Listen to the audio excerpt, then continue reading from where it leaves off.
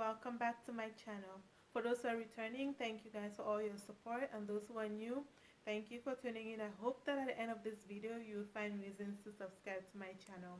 Today I'm going to do a very unusual video. Unusual in the sense that I'm going to share information that a lot of people don't know about me. This is not to seek for sympathy or anything, because this is way in my past. I just thought to share this to put things into perspective so that anyone watching my channel will see where I started from as they follow along in my journey. So if you want to know more, just keep on watching. 2010, I graduated from University of Boya with my bachelor's degree, and then in 2011 I had to travel to the US. Few months before that, my sister had come to the US already, so I was coming to join her. Like with every other person traveling to another country, you usually need a host.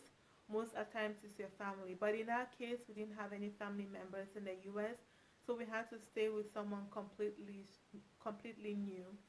So my sister and I stayed with Sister Tekla, which I want to give a huge shout out to, because she was such a great host. She did so much for us and is still doing a lot for us to this day.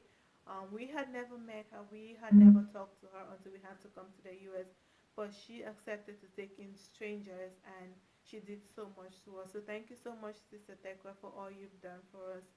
So my sister and I stayed with Sister Tekla for an extra week after I arrived, and then we decided to move out to our own place.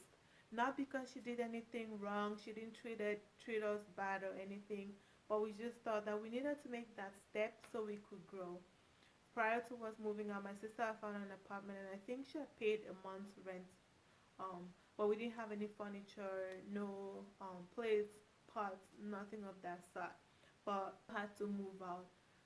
So the day we had to move out, there was a Cameroonian man who lived in Akron, Ohio, called my sister asking if we had a mattress, and we said no. So he told us that he had just picked up a mattress from the dumpster. We should come take a look and see if we wanted it.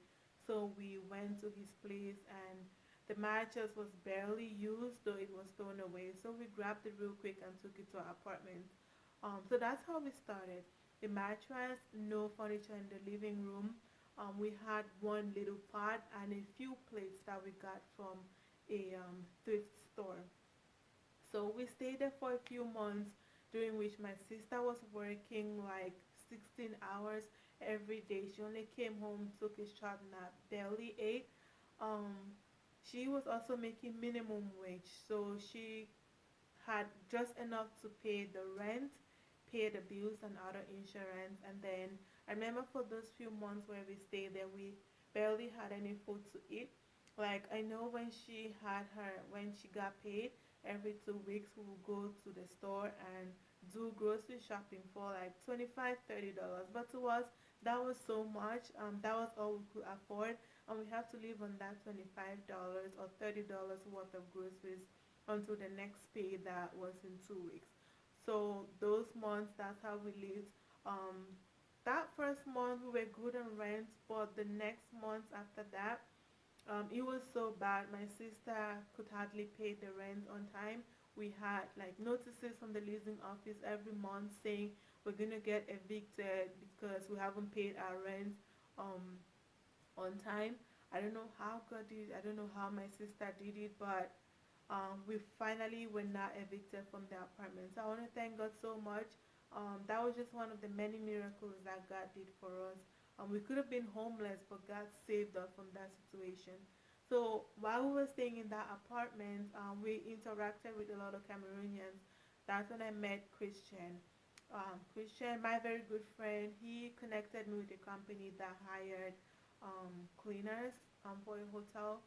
So I accepted to take the job, but the problem was we lived about 20-25 minutes from where the job was at. So because my sister was working all the time and I couldn't drive because I only had a student visa and I didn't have a license then, I didn't know how I was going to be going to the job. I just knew that I needed to work because we were struggling so bad. So then another Cameroonian, Mr. Katim, agreed to offer me a bedroom in his house. Didn't have to pay any rent, no bills, no contribution for food. I just stayed there and had to go to work. So I also want to thank Mr. Katim so much for all that helped. Thank you, Christian, for hooking me up with that job. While I stayed at Mr. Kate's, I think I stayed there for about a year or so, and during that time, other Cameroonians stepped in, Joseph, Anita, and Mr. and Mrs. Belem, who dropped me off at work during that period. I had to go to work pretty early, and they were always there. They got up early and dropped me off at work and picked me up back. I remember one time, I think Joseph was coming to pick me up from work with someone else's car, and the car broke down. I felt so bad, but I was helpless.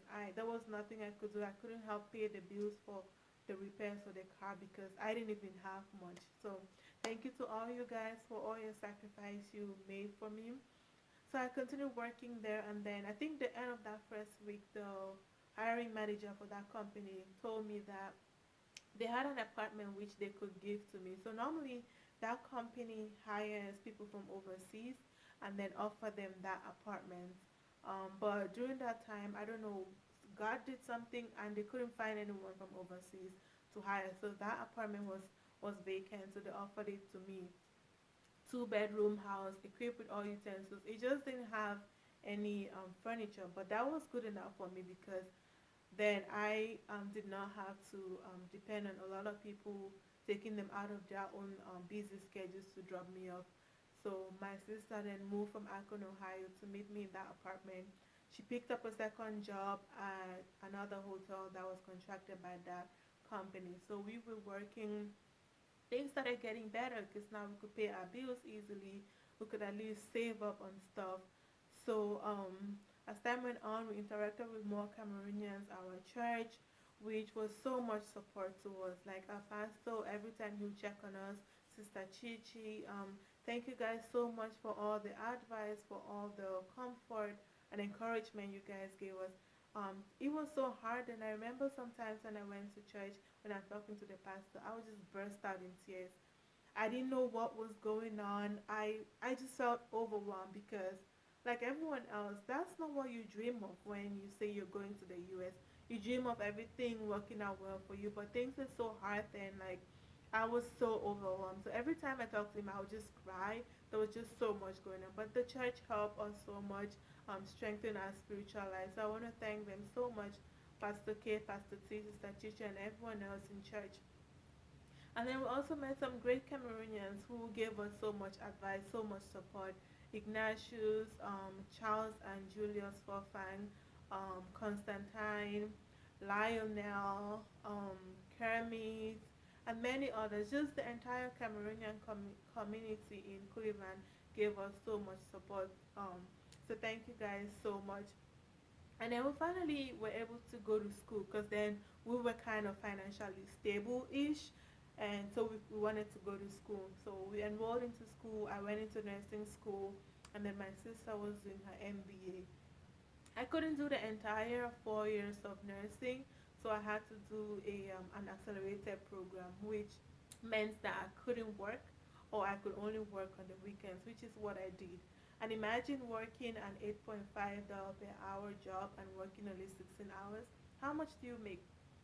And how and what can you do for yourself with that little amount? My sister was also enrolled in her MBA program, but then that school program and her work schedule were conflicting, so she had to reduce her working hours. So things went down again. Like we could barely eat. We had a hard time paying our bills. But by that time, we had also met Ghislaine and Karen, who were so helpful, and they've been such a great support to my sister and I. I'm sure my sister also got money from some other people, but I know Ghislaine and Karen and Ignatius were so much support towards them. So thank you guys so much for all the help that you gave us. I'll never be able to repay any of you guys for anything you've done for me.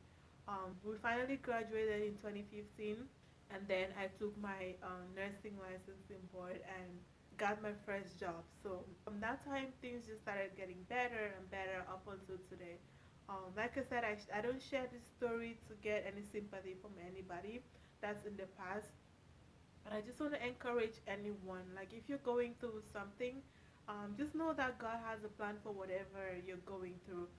I don't know why He had us go through what we did, But I thank God because that helped us depend more on God than on our own abilities. It also gave us the opportunity to make some very good friendships, which up until today are still going strong. So just hang in there.